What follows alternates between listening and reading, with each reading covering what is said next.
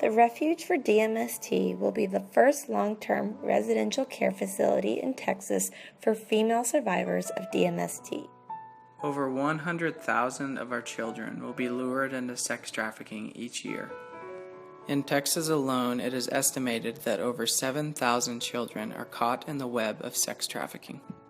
The average age of a young girl exploited through prostitution is 12.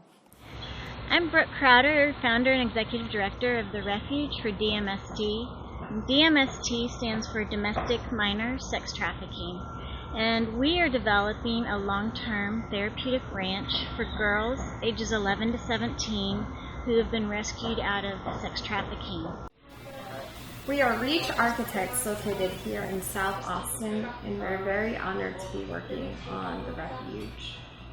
So when we were first starting to design the Refuge, a question came to our minds, and it really was about how can we begin to develop a place, a safe haven, a place of rest and restoration, a place of peace, a sanctuary for the girls that have been rescued from sex trafficking. And as architects, it's our due diligence to provide not only the three-dimensional aspects of a building and a landscape, but really looking at the fourth dimension of the user experience, and in this case, the girls' experience. The nonprofit organization, the Refuge for DMST, came to us here at Refuge Architects in fall of 2014, right around the same time we were starting to think about our Christmas party. And although we couldn't get the design immediately started, we knew that there was something we could do. We thus designed the dove tessellation as a symbol of hope for the girls. Long before they'll even be coming to the Refuge, we've started to develop a community, which you are joining, of hope for the girls, so that when they are at the Refuge, they understand that people have been thinking about them. There are 10 cottages, each with an internal courtyard for the girls to fellowship. Each courtyard has a dove tower mural to demonstrate our communal love, hope, and support for the girls.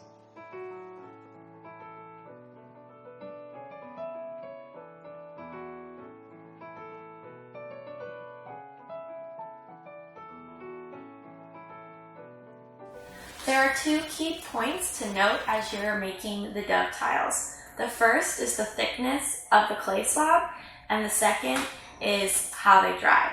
So when I roll out my clay slab, I want to make sure that it's a little less than 1/2 inch thick, because clay shrinks when it dries, so we want to ensure that when they dry, they are a little over 1/4 inch thick.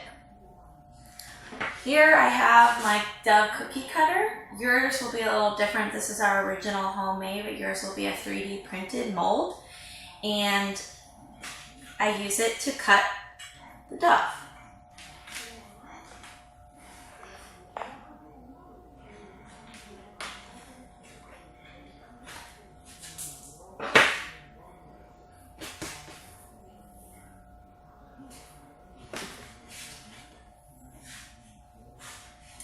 Now, while the clay is wet, you are welcome to inscribe, embed a pattern, a written message with whatever tools you have, or you can wait till after the clay is fired and do it with glaze. Totally up to you. So the important thing to note is these provided templates that we give you guys, we want to ensure that the wet clay dries within the border of the dove. So you kind of have to shape it into the mold provided. So that's kind of just a matter of pushing and pulling to make sure that it fits within the given border. And this is to ensure that they tessellate properly all when dry.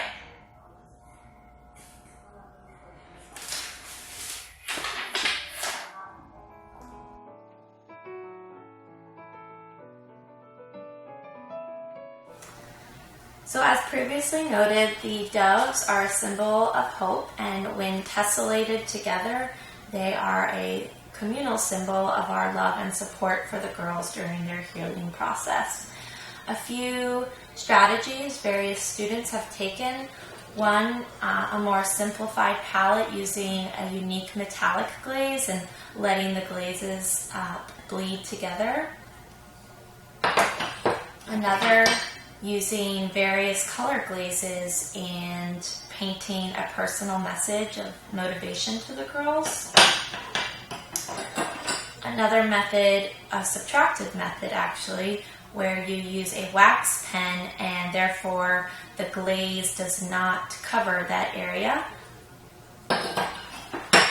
And another method is using a roller while the clay is wet, and that can inscribe a pattern, and then using various glazes to paint in that pattern. But feel free to use whatever artistic message. You can see that the variety of techniques that students have used creates a very unique tessellation pattern, which is really what we're going for.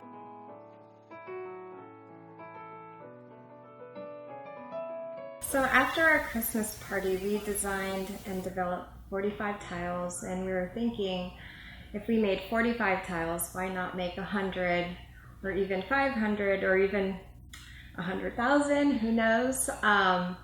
So what we did was reach out to students in Virginia. So the dove flew essentially east to Virginia, and ceramic students over there made us 500. The dove tiles have then flown over to Wisconsin, Montana, California, and then back to Fort Worth, Texas. The dove has really taken flight, spread its wings, flown across the USA, and has came back to Pflugerville, Texas. We're seeing if this could go international as well. So we would like to collect as many tiles as possible just to support the girls and demonstrate our communal love and support as years go by at the Refuge. Trafficking of children is a very complex issue, and it demands a complex response. And it really demands our entire community surrounding the girls and providing for them what they need to get their life back to the place where they have a hope and a future. So we're excited that the Refuge has been that catalyst for our community, and we're excited that you want to help us bring it to reality. Thank you. Hi everybody, thanks for helping us out with our Paint Our Prayers project. I think it's going to be very helpful for the girls. Thank you so much. Thank you.